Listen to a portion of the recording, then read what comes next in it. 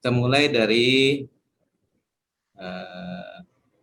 ya, nanti judulnya dibuat piramida terbalik ya. Ini dibuat. Oh iya Pak. Jadi dibuat piramida terbalik.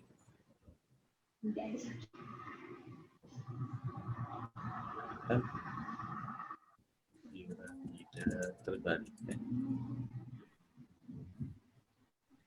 Lebih mudah saya koreksi di sini. Ini semua sama lah ini ya. Ya Pak.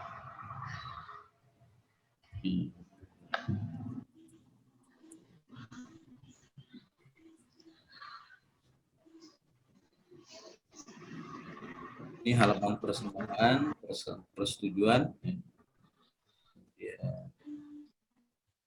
Halaman ujian, pernyataan originalitas. Kita masuk pada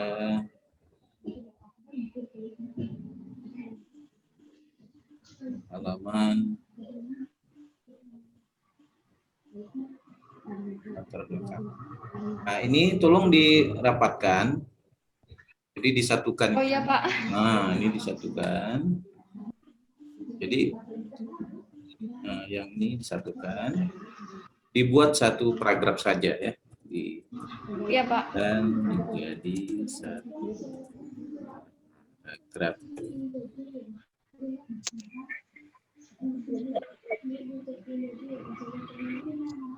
Dan di sini yes, precision in health behavior and health di sini ya N-nya ya. Public health program studies.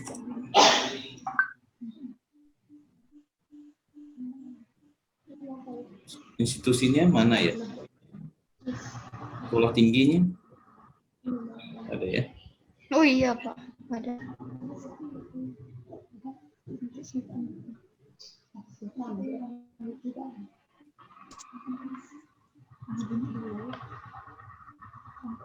Sini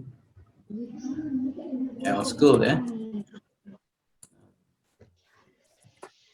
School of Kapuas. Ya, sini ya. Ya Pak. Concentration, kemudian ini sama juga ya. Diare is discharge. Ini sama juga, sama dengan di atas.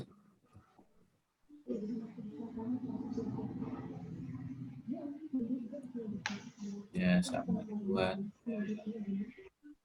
Buat satu paragraf saja.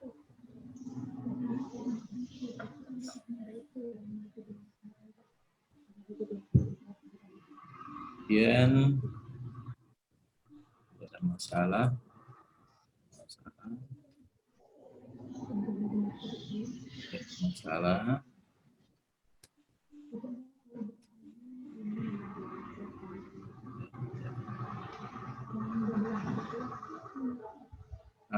Perumusan masalah. Jadi perumusan masalah ini harus Ya, Pak. ada desainnya, desain desolen. Harapannya apa sebenarnya di sini? Ini kan ngulang lagi bicara data lagi kan, seharusnya di sini bicara tentang desainnya apa, desolennya apa ya. Desain itu harapannya, desain atau harapannya apa berkaitan dengan diare. Dan kenyataannya gimana? Ya, kenyataannya desolennya ya. Ya Pak. Desolen. Ya, Pak.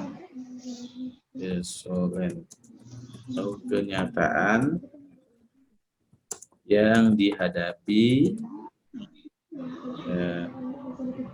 di puskesmas pengguna terkait dengan kejadian diare.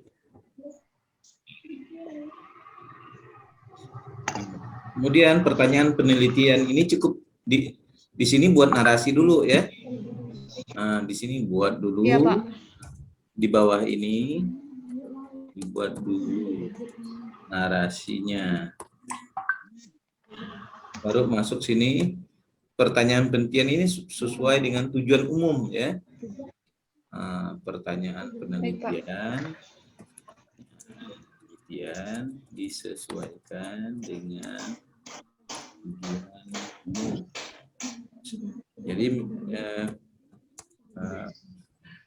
Jadi faktor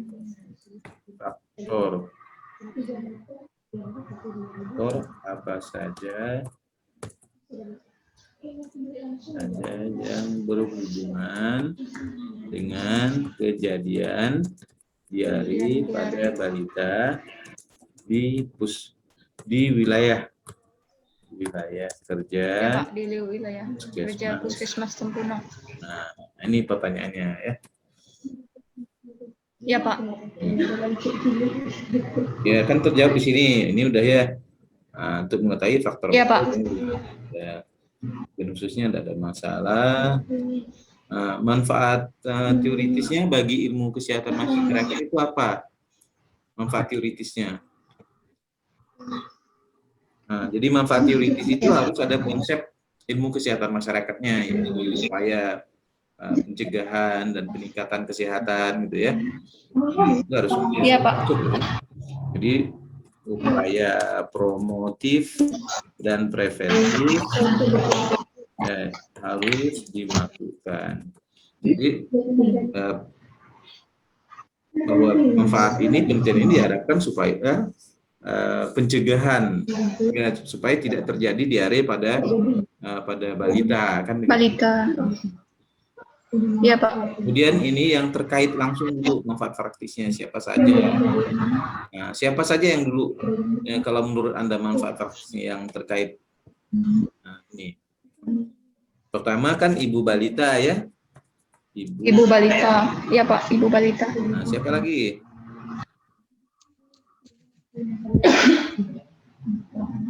Yang masyarakatnya, Pak.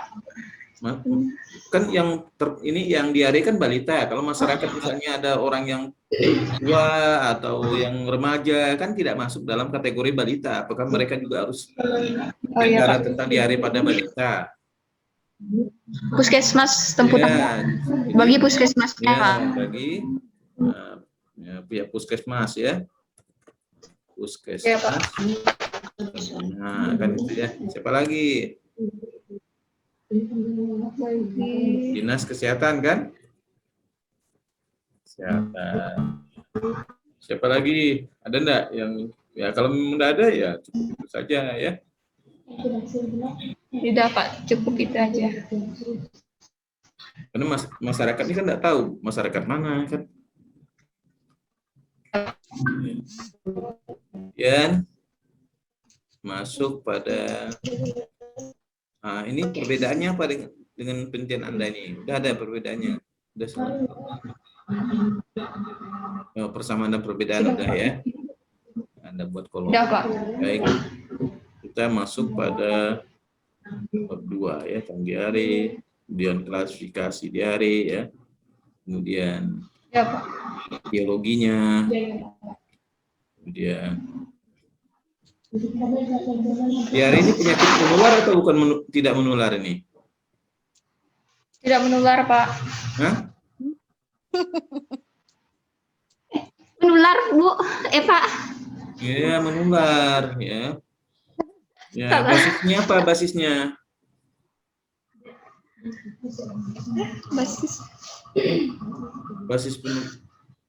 Basisnya apakah lingkungan, perilaku, pelayanan kesehatan atau herediter? Lingkungan, Pak. Nah, lingkungan. Ya, tapi kalau dilihat dari penelitian Anda ini kan ada dua, tidak hanya lingkungan, tetapi juga perilaku kan, seperti perilaku, ada yang berhubungan dengan variabel yang Anda teliti kan, ada juga sikap kan. Nah, sikap itu ya, Pak. Sikap pengetahuan itu. Ya, perilaku ya. Ya, Pak. Nah, ini sebenarnya yang mengungkapkan teori predisposing, enabling, reinforcing ini 2 orang, bukan 1 orang, bukan Green saja, tapi ya Marcel W. Crowther. Ini bukunya yang aslinya ya. Ini aslinya. Oh ya Pak.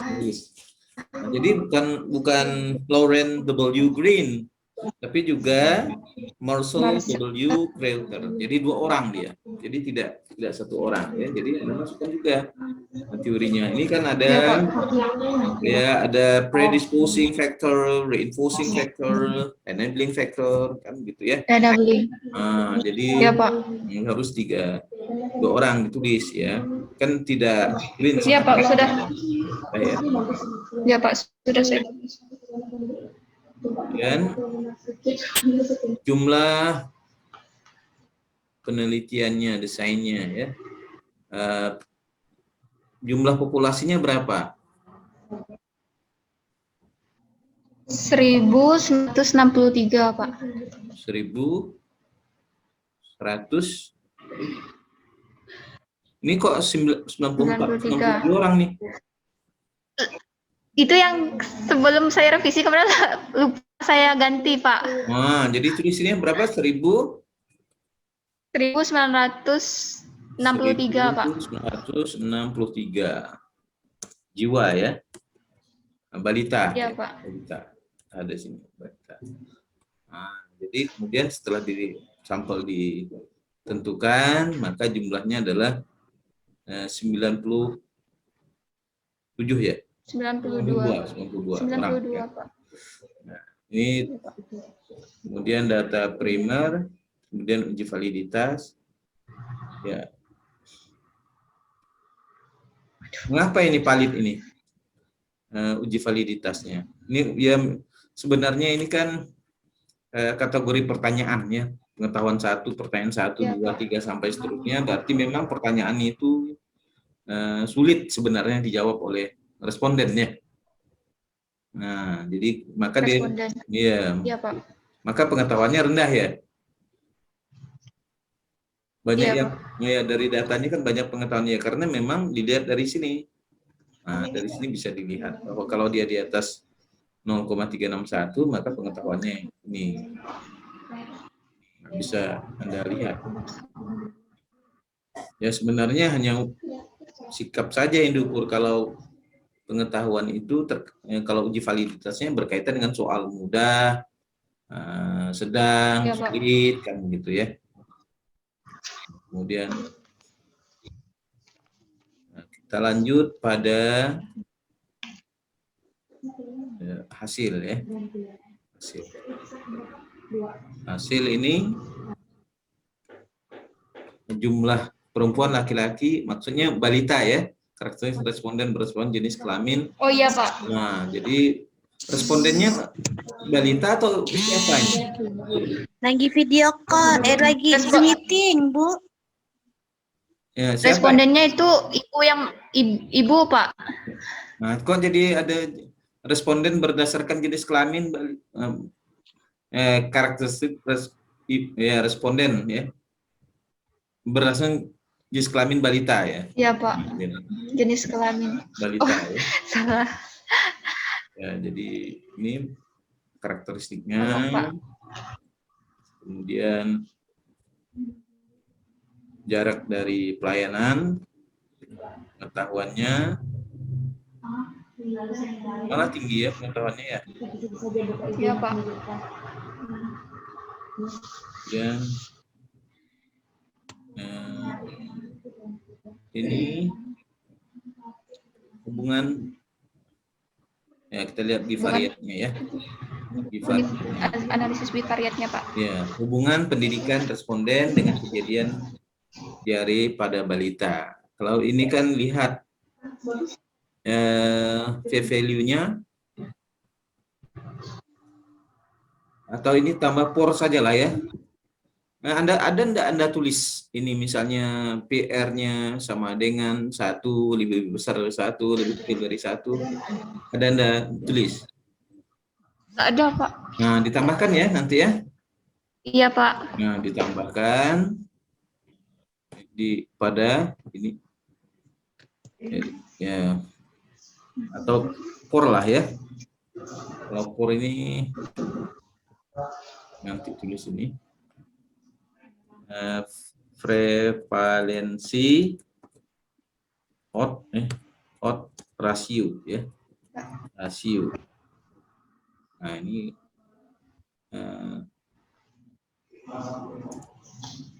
sama dengan 1 ya.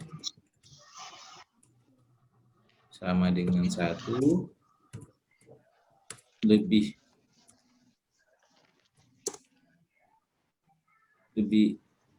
kecil daripada 1 dan lebih besar dari 1. Ini ada hubungannya atau enggak nih? Kalau yang untuk pengetahuan ada, Pak. Hah? Dari mana Anda nentukan bisa ada hubungan? Pendidikan. Hah? Yang pendidikannya, Pak. Ya, pengetahuan. Hubungan pendidikan dengan kejadian. Ini pengetahuan. Ada hubungannya enggak? Ini pengetahuan tinggi. Pengetahuan. Bentar, Pak, saya lihat.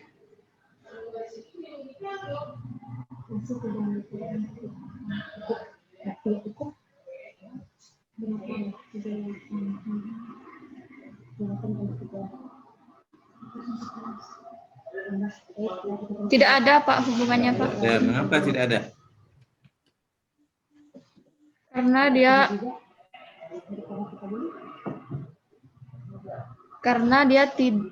kurang dari karena nilai value-nya kurang dari 0,5. Ya, 0,5. Mengapa 0,05?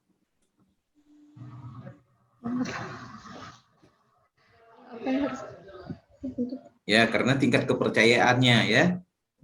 Ya, tingkat kepercayaan kan 95%. Jadi sisanya kan 5%. 5% itu kan sama dengan 0,05 ya. 0,05. Bawah itu. Iya, Pak. Nah, ini N-nya harus N kecil ya, karena sampel. Nah, ini. Iya, Pak. Kecil juga ya. Nggak usah N besar. Iya, Pak. Kalau N besar jadi masuk populasi lagi dia. Jadi bukan sampel ya. Kemudian hubungan pengetahuan responden dengan kejadian diare. Ada hubungan enggak nih? Hubungan pengetahuan responden. Ibu. Hubungan pengetahuan responden dengan kejadian diare pada balita. Ada hubungan enggak? Tidak ada, Pak. Oh, tidak ada. Mengapa? Kenapa value-nya tadi, Pak, kurang dari 0,05? Tidak ada. Jadi yang ada hubungannya sikap ya. Sikap, Pak. Kemudian tindakan, pemilihan pelayanan kesehatan, dan kepemilikan jamban. Pemilikan jamban. Iya, Pak. Itu saja ya, 2 variabel. Iya, Pak. Nah, nanti ditulis ini rekapitulasi ya. Rekapitulasi ya, Pak.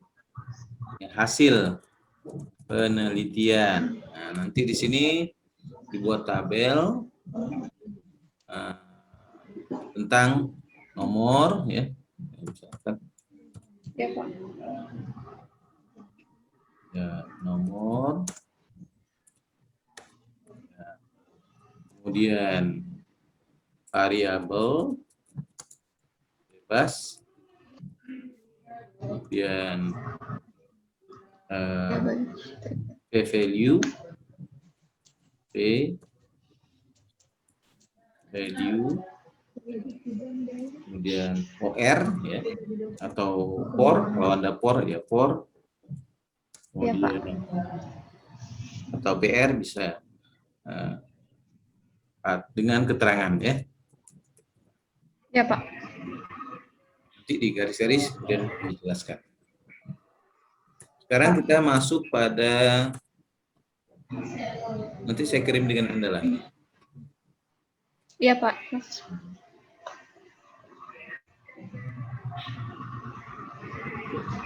Jadi kalau nulis ini enggak usah Anda tulis, buat narasinya dulu, narasi terlebih dahulu ya, atau disebut dengan kata pengantarnya ya. Nah, Iya, Pak. dahulu terkait dengan pendidikan. Nah, mengapa dengan pendidikan itu gitu ya. Nah, baru Anda masukkan datanya, Anda analisis ya. Kemudian kalau dia tidak ada, menurut Anda apa sebab Anda jawab di sini ya? Nah, mengapa tidak ada? Tidak ada hubungan antara pengetahuan dengan kejadian dari pada balita. ada balita. Iya, Pak. Kasih merah sajalah ya.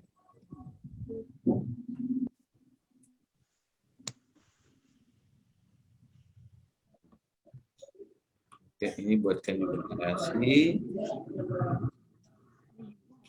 Nah, jadi baru Anda masukkan data penelitian orang lain ya. Baru dimasukkan. Ya, Pak. Baru didukung dengan penelitian orang lain yang relevan ya dengan penelitian Anda.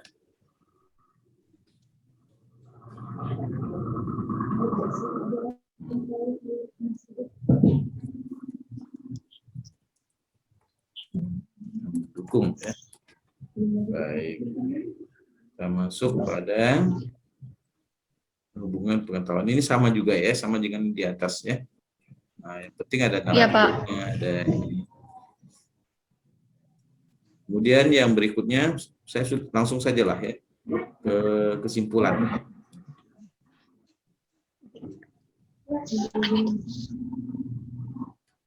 Kesimpulan tidak ada hubungan ini nanti ya. Tambahkan. Kemudian sarannya. Sarannya nggak usah saran teoritis, sarannya harus praktis ya. Namanya sudah saran ya. Saran, Oh ya, Pak. Sesuai saran ya, saran sesuai dengan manfaat praktis ya. Misalnya di situ kan ibu balita kan, puskesmas Ya, Pak. puskesmas Rampuna, kemudian dinas Kesehatan kabupaten ya, Kabupaten Sintang. Jadi harus praktis ya.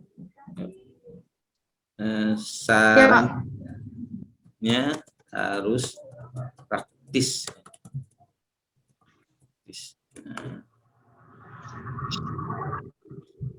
Sesuai dengan variabel yang berhubungan dengan penelitian Anda ya. Sama ya.